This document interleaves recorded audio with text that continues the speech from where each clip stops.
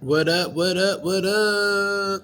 Another book summary. So this is another book I would highly recommend as a U.S. history teacher. If you're someone who wants to understand U.S. history and not only the history but our present today, this is the book to get. Okay, so American Exceptionalism and American Innocence, a People's History of Fake News from the Revolutionary War to the War on Terror.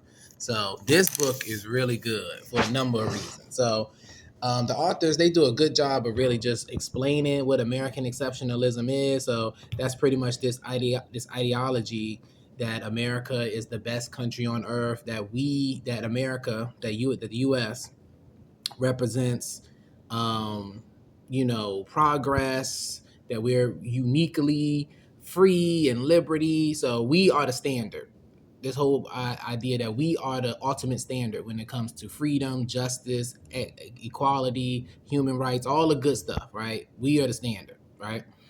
And then you also got the American innocence, that pretty much any violence, any way that the U.S. contradicts itself in terms of not practicing human rights, committing violence against people, violating the human rights or the civil liberties of its own citizens. Any of that tends to be ignored, tends to be minimized, right? So this book, it does a good job of showing that, showing how these ideological tools work, and they have a number of essays on many different topics. And this book, it critiques Republicans and Democrats, right? Because both parties in the past and in the present, in their own ways, they support and perpetuate white supremacy, militarism, economic exploitation. Both parties are very much tied to capitalism, right? So this book does a good job of highlighting that. And you can see a recent example of this American innocence, I would say, in an interview that you could look up from a year ago, where Anderson Cooper was talking to Cornel West, and Cornel West had the audacity.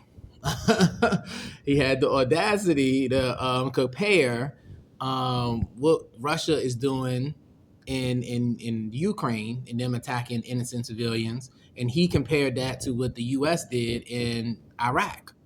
Killing a 500,000 Iraqi people, right? And Anderson Cooper was so upset. He was like, "Oh my God, how dare you compare those two? You cannot compare those two."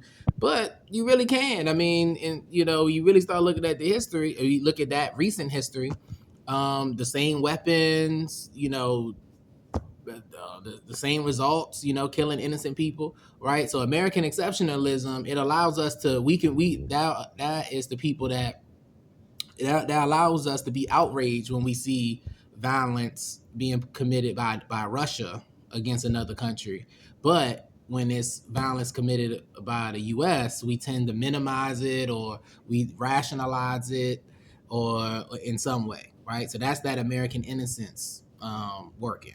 And then, like you said, American exceptionalism, that's people who still believe in the myth that the US is the defender of human rights and free, and that we represent freedom and justice for all, which we know that is not true today, but it's never been true, right? So, but yeah, this book does a lot, man. It's really good. Okay, even this essay on the whole controversy about the Confederate statues, right? It shows American exceptionalism, American innocence, and that.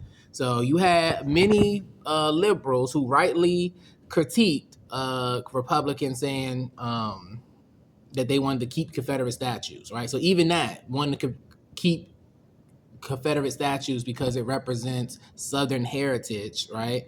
The people who wanted to fight to keep slavery.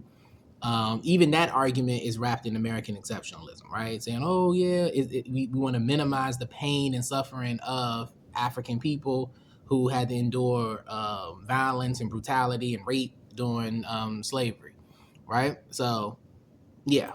But you had the other side of the coin where people don't see they don't see the similarities between the Confederate honoring Confederates and still continuing to honor the quote unquote founding fathers, right? Those people participated in slavery as well, right? Were racist, participated in slavery. So you got your liberals who still, who go to a play like Hamilton, right? And you're pretty much celebrating someone who participated in slavery, right? So, and then now they want to just put black people as being slave owners, and somehow making those people more sympathetic than what they should be, right? So that's still American exceptionalism too, right? That's still American innocence too, right? And then they do a good job, like you said. The monuments to white supremacy is not just Confederate statues; it's also our prison system, which disproportionately locks up working class black and Hispanic people, right? So, now we know we got a criminal in chief in Donald Trump, but look at how our laws and policies, look at who they tend to focus on, right? So someone like Big Pharma, or what's the dude, Purdue Pharma, the people who released all that the OxyContin to millions of Americans, they pay a fine when they do that, right? Which is essentially drug dealing. But if you got a someone in the black community selling a little bit of marijuana, they can go to jail, for a long time, right?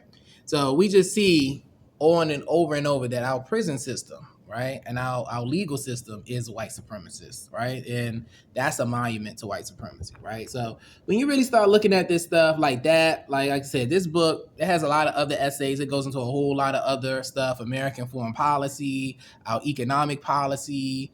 So it just challenges a lot of myths that people in mainstream media and academia don't really touch on. So, but if you want to know U.S. history, you want a different take on U.S. history, and then you should read this book. But also, reading this book is going to change how you view our political and economic system today. All right. So, all right. But that's my take. Please go get this book. Really good.